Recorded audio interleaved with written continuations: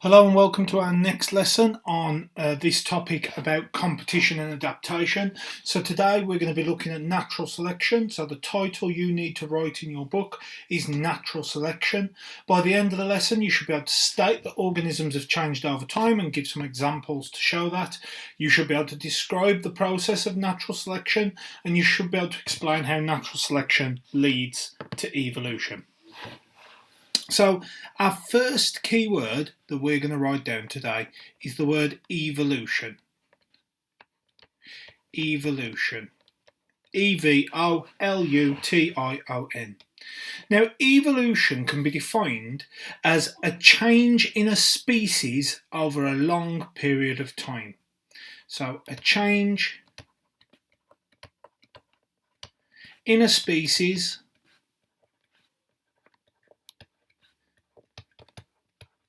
over a long period of time.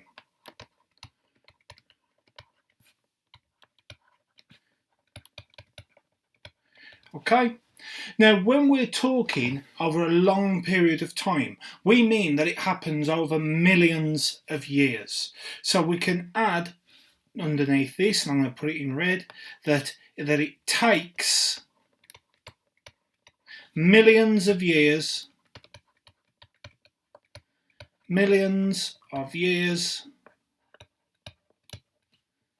to happen.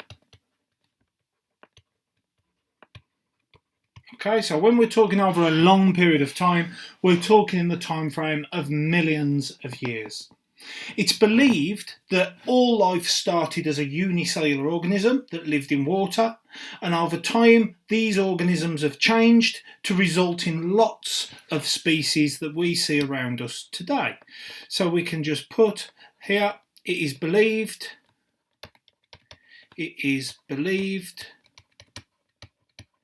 that all organisms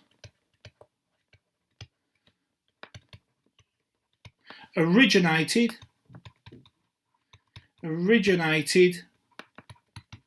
from single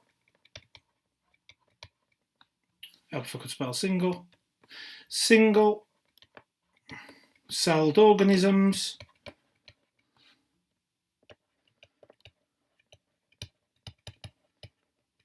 millions of years ago,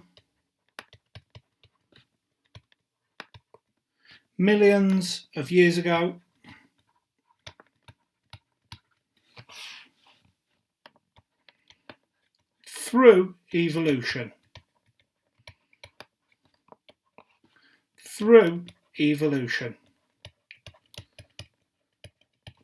Now, the evidence we have for evolution includes fossils and it includes DNA. So we can add underneath here again, we can say evidence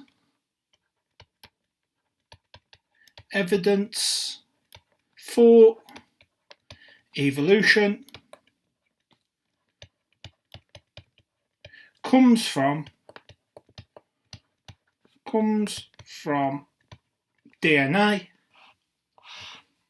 which we spoke about last lesson, DNA and fossils.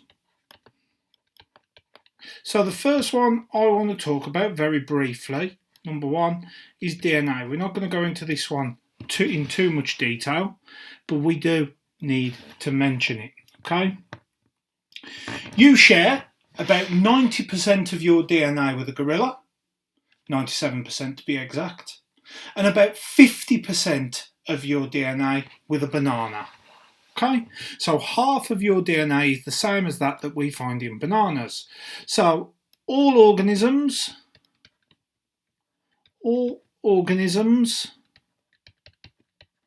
have some similar DNA showing there is some relation.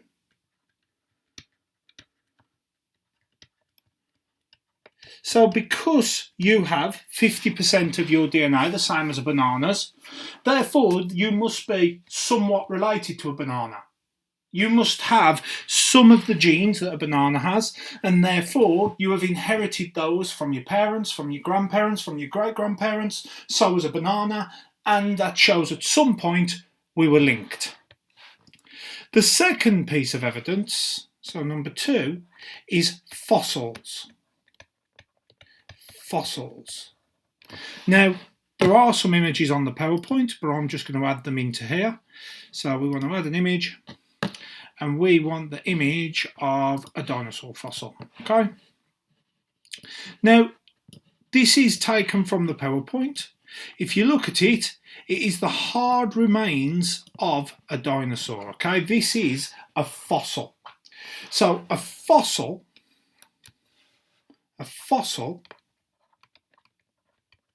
can be defined as the hard remains, help if I could spell the hard remains of dead organisms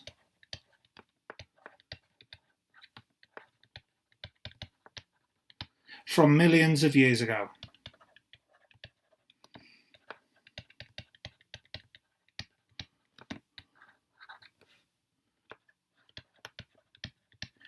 So fossils are important because we can look at fossils to see how organisms have changed over time.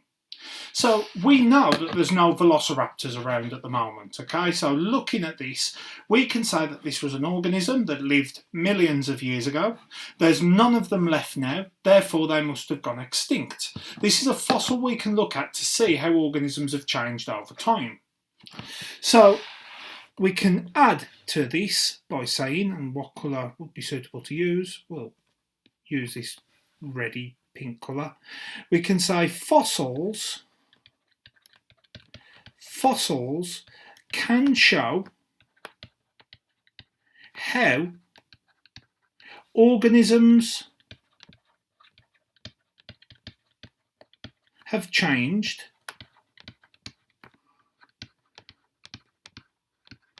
over time. Okay, I'm going to show an example of this using horses. Okay, so if we can just clear the screen, if you haven't quite got everything down, you can pause the video to make sure you do. So we'll refresh everything. We want to make the screen back to black, and we want our pen. I'm going to insert an image. Again, taken off the PowerPoint, and we're going to look at how horses' feet have changed over millions of years. Okay, this is an example of a fossil record that shows how these organisms have changed. So this is 54 million years ago, and this is the present day. So as we move back through this image, so as we go this way, we're going further back in time. So back in time. Now the reason we can tell this is because the fossils of this organism are found deeper in the ground, and these are found modern day. These are found a bit higher up, these are found deeper down, okay? So the one thing I am going to write in the corner, you don't necessarily need to know this, but it's worth stating now, particularly for when you do it at GCSE, that a deeper a fossil is found, the older it is. Okay, so the deeper a fossil is found, the older it is. So around 50 million years ago, so we're talking about this one here, horses were organisms that were about the size of a dog. They had large feet that helped them walk in wet marshland. Okay, so when we're looking at the organism here, in fact I'll go to yellow, we can say that 50 million years ago, 50 million years ago, horses were the size of a dog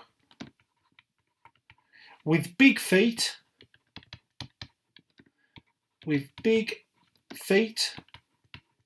to stop them sinking.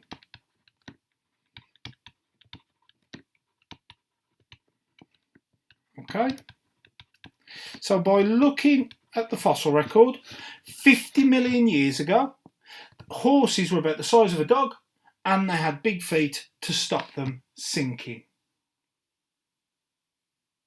Now, some horses would have had smaller feet and therefore they were able to run away from predators better. As the years went on, those with the smaller feet were more likely to survive. They were more likely to survive to be able to run away from predators better. Therefore, we can say, I'll just change to this blue, that those with smaller feet were able to run away from predators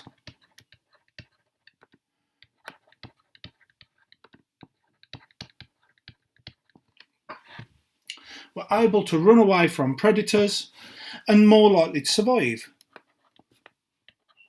And more likely to survive.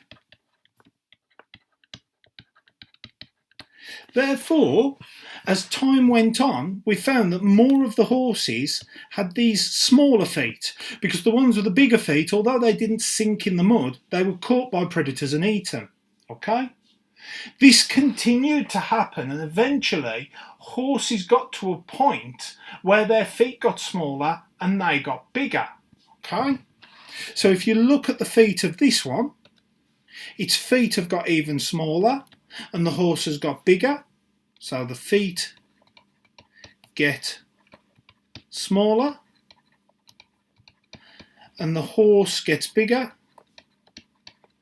Horse gets bigger with more muscle. With more muscle to run.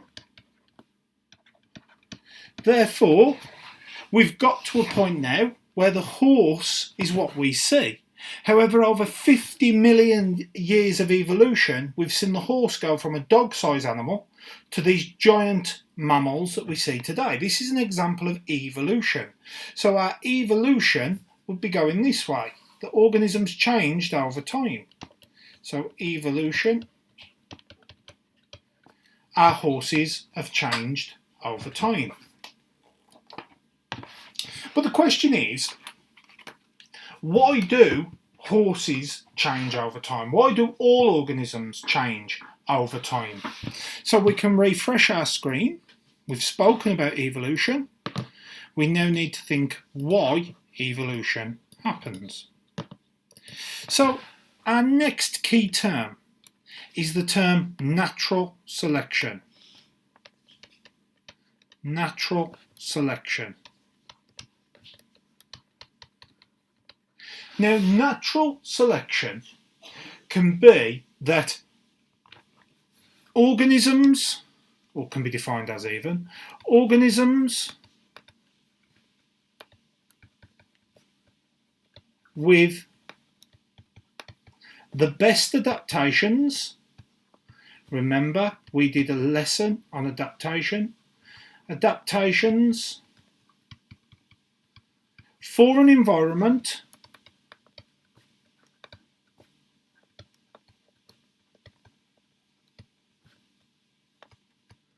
survive and pass on their genes. Survive and pass on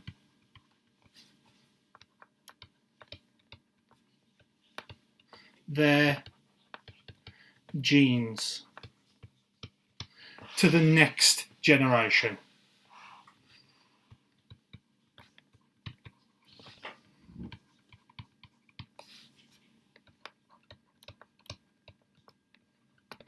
Now, this is often referred to as survival of the fittest. Okay, you may have heard that term.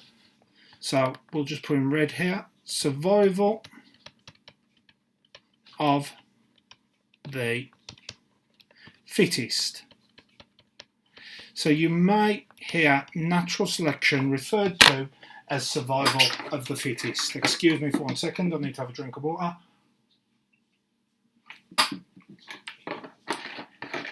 Now, we need to think about how natural selection happens, okay? So you can put the subheading, process of natural selection, process of natural selection,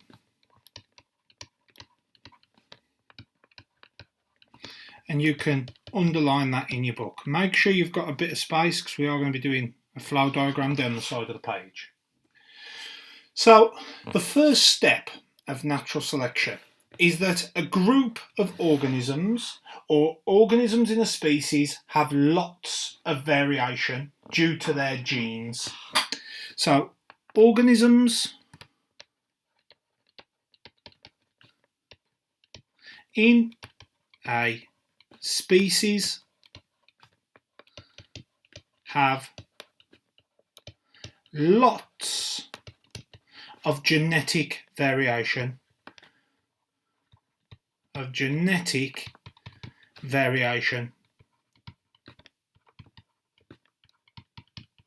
Okay, so they have lots of variation, lots of differences between them due to these genes that they have.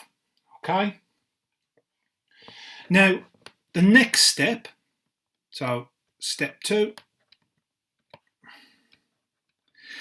the organisms with the best adaptations or the best characteristics for the environment survive and reproduce. So we can say those with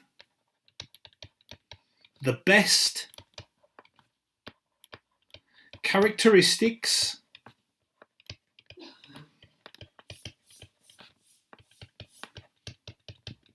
to survive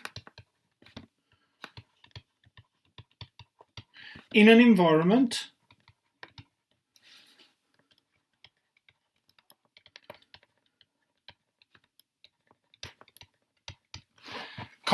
survive and reproduce. Survive and reproduce. Now, the important point here when we're talking about natural selection is that those without the best adaptations die. Okay? They don't reproduce, they don't survive, and they die. So I'm going to add in red, because this is the important bit that people forget, that organisms with less useful characteristics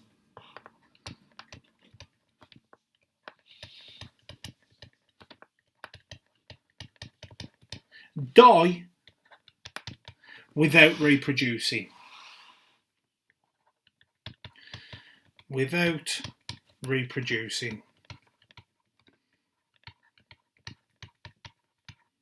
Okay. Now the genes from the successful organisms are then passed on to the next generation. Therefore, their offspring are likely to survive. So we can add an arrow going down here and we can put step 3. And we can say that genes from successful organisms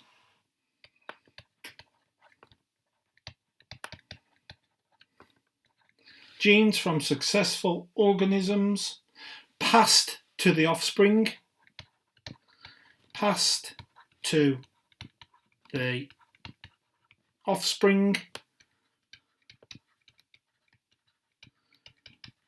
make them more likely to survive,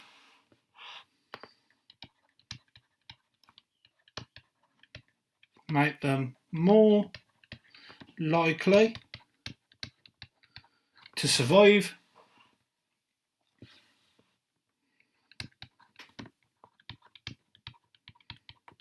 and reproduce.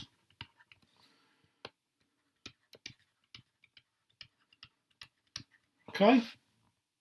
Now this process is repeated many times, and as this happens over long periods of time, we see organisms change.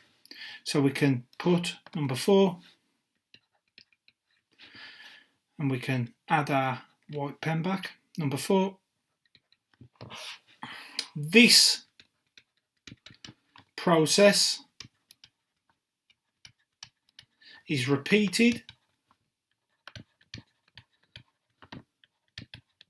over millions of years, resulting in evolution.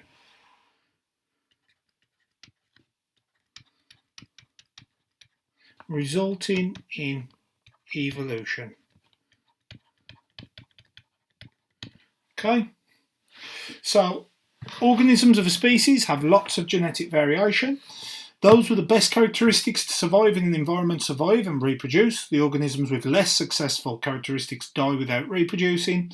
The genes from the successful organisms is passed on to the offspring, which makes them more likely to survive and reproduce. And this process, stages 1, 2 and 3, are repeated over and over again, over millions of years, resulting in a change of organisms that we call evolution. This is known as natural selection or survival of the fittest. So let's have a think about how this applies in a real world setting. So if we can refresh our screen, I want to add an image to this, and we want the peppered moth. So this is a real world example of evolution by natural selection. So you can just put in your book the subheading peppered moths,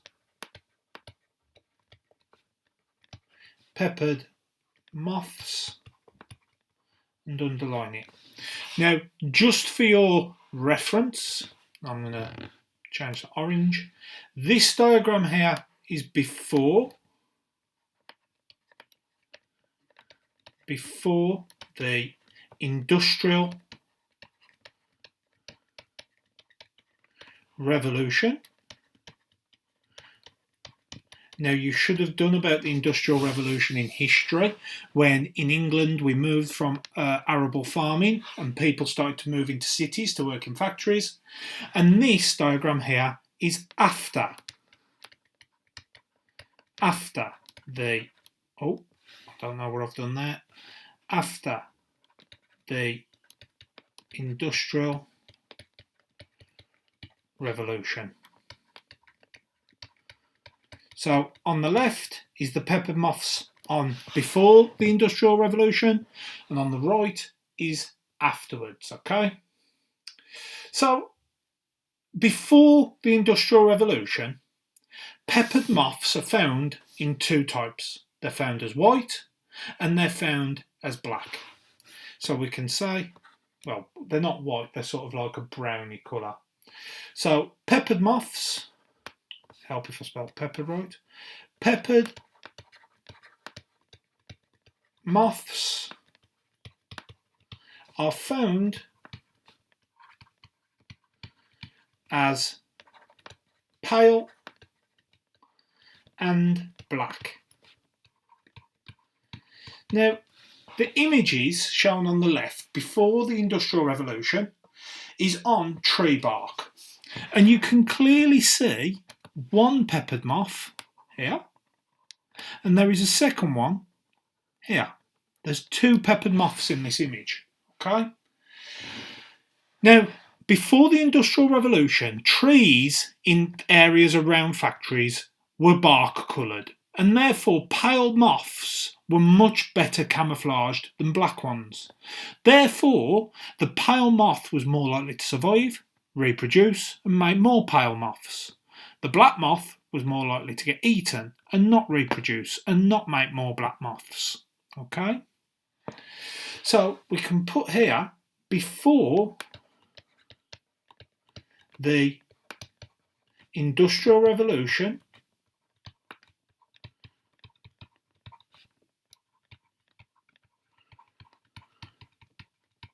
comma, pale moths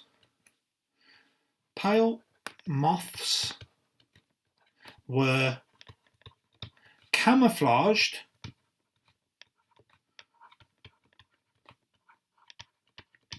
camouflaged on tree bark and less likely to be eaten by birds and things like that, and less likely to be eaten. So it goes without saying that before the Industrial Revolution there was more pale moths than there were black. So we can put here more pale moths than black. This is because the pale moth was more camouflaged. However, the Industrial Revolution let off lots of pollution, and the pollution caused the trees in the surrounding area to turn black. Rather than having bark this coloured, the bark became black. I'm from an area called Wednesbury in the Black Country, and Wednesbury has a very famous church known as the Black Church on top of Church Hill. It's made of sandstone, it should be orange. However, due to the soot from all the factories, it's jet black, hence why it's called the Black Church. Okay? It was a similar case for these moths and the areas surrounding. So we can say that the Industrial Revolution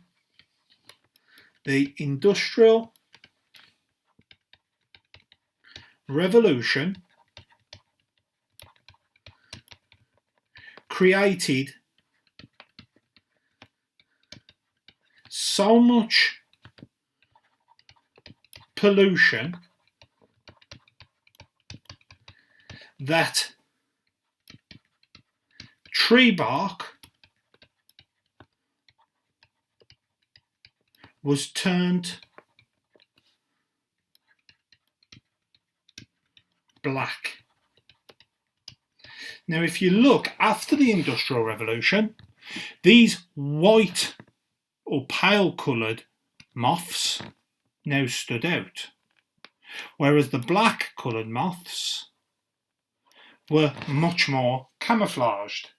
Therefore, after the Industrial Revolution, the black moths are more likely to survive because they're more camouflaged. So we can put after the Industrial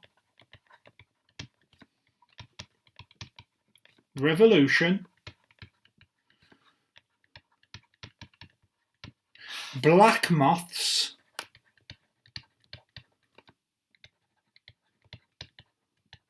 were more camouflaged,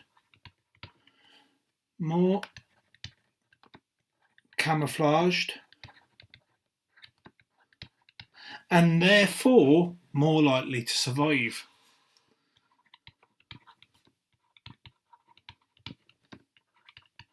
Therefore, more likely to survive.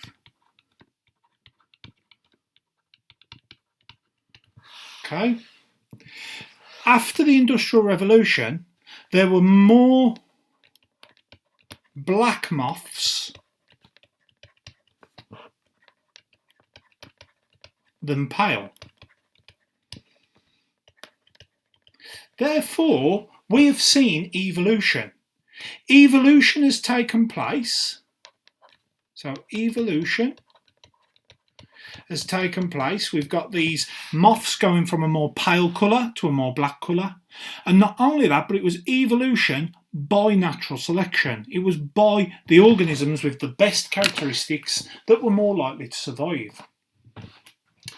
So, as always, I'm going to refresh this screen. I'm going to put up some questions for you to have a go at. And I would like you to pause the video and have a go at them. I would also like you, please, to make sure that you've got a different coloured pen so that you can mark your work as you would do any other lesson of mine. In my lessons we go over all work and you correct it with a different coloured pen. I would prefer if that was green. However, if it's not green, it's not the end of the world, so long as you're marking your work and making corrections wherever you need to. So for question 1, write out the sentences, filling in the gaps, and then for question 2 and 3, write out the question, have a go at it in your books. I'm going to have a drink of water, press pause on the video now, press play when you're ready to go over the answers.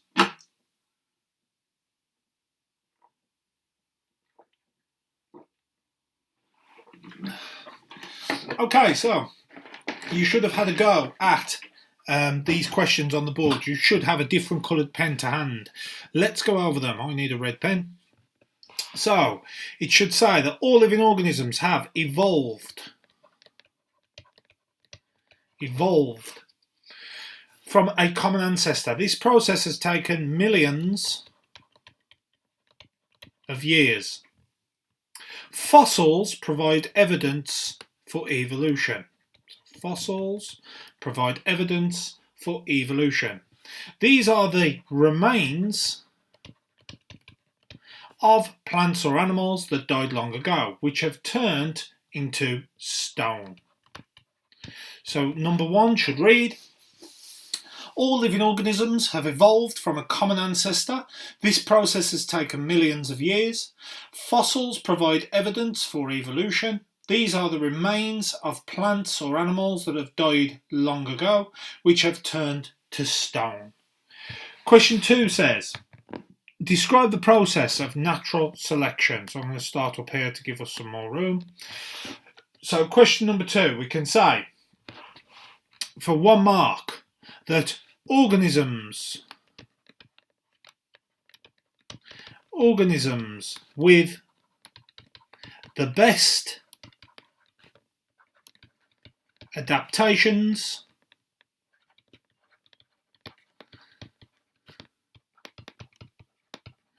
are more likely to survive and reproduce.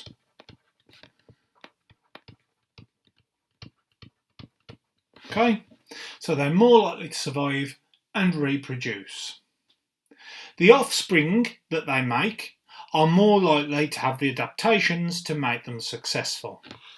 So for our 2nd mark, we can say that offspring are more likely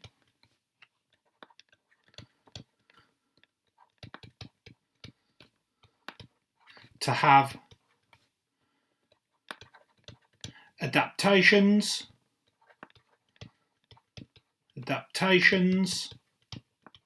to help them survive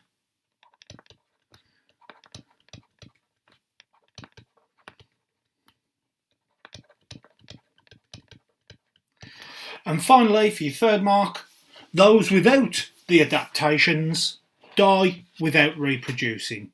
So number 3, or the 3rd mark, we can say those with poor adaptations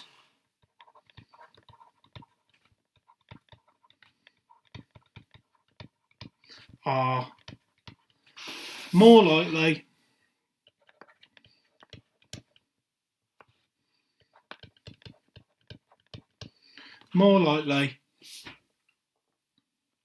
to die without, I'm just going to put WO, reproducing. So for 3 marks, it's a lot of writing this is. For 3 marks, organisms with the best adaptations are more likely to survive and reproduce, for 1 mark. For a 2nd mark, the offspring are more likely to have adaptations to help them survive. And for the 3rd mark, those with poor adaptations are more likely to die without reproducing. Final question, explain in detail how pepper moths evolved as a result of the Industrial Revolution. So number 3, we can start by saying that before the Industrial Revolution,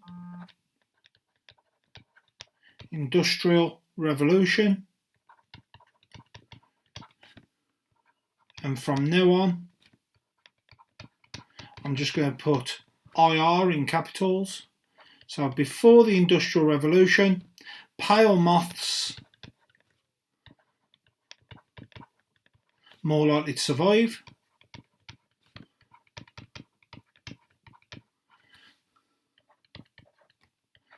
So for 1 mark, before the Industrial Revolution, pale moths were more likely to survive. And we can say for a 2nd mark that because they were better camouflaged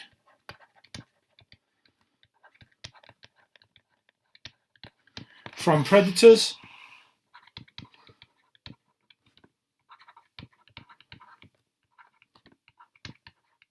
so for a 2nd mark, because they were better camouflaged from predators. And we can say, therefore,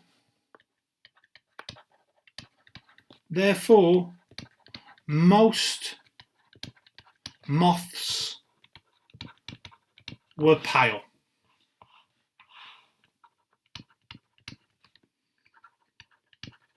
Okay.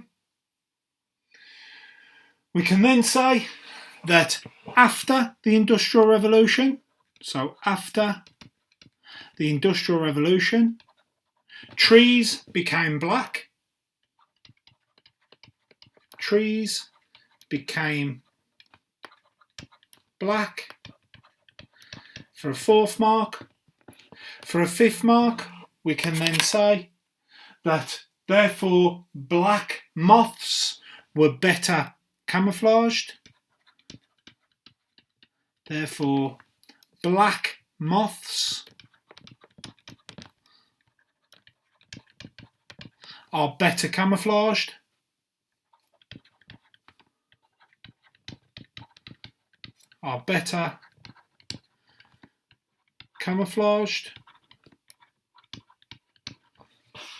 And finally, for your 6th mark, after the Industrial Revolution,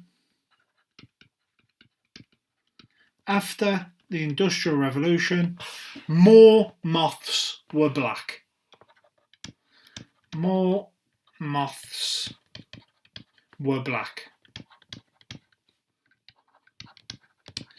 So for 6 marks, you needed to say, before the Industrial Revolution, capital I, capital R, pale moths were more likely to survive. This is because they were better camouflaged from predators against the trees, and therefore most moths were pale. So 1 mark, 2 mark, 3 mark.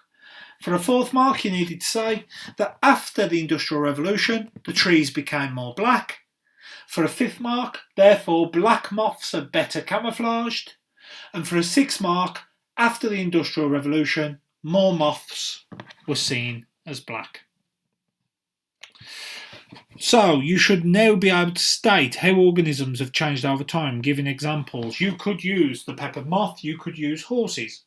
Can you describe the process of natural selection? You should be able to tell me how those with the best adaptations are likely to survive and reproduce. And can you explain how natural selection leads to evolution? Those that have the best adaptations survive, reproduce, pass on their genes to their offspring. They are therefore more likely to survive and reproduce. This is repeated over many millions of years, resulting in organisms that change depending on the environment. So that concludes our lesson on natural selection. If you have any questions, please drop a comment in the Google Classrooms below or send me an email and I will get back to you as soon as I can. I will see you in the next video. Take care.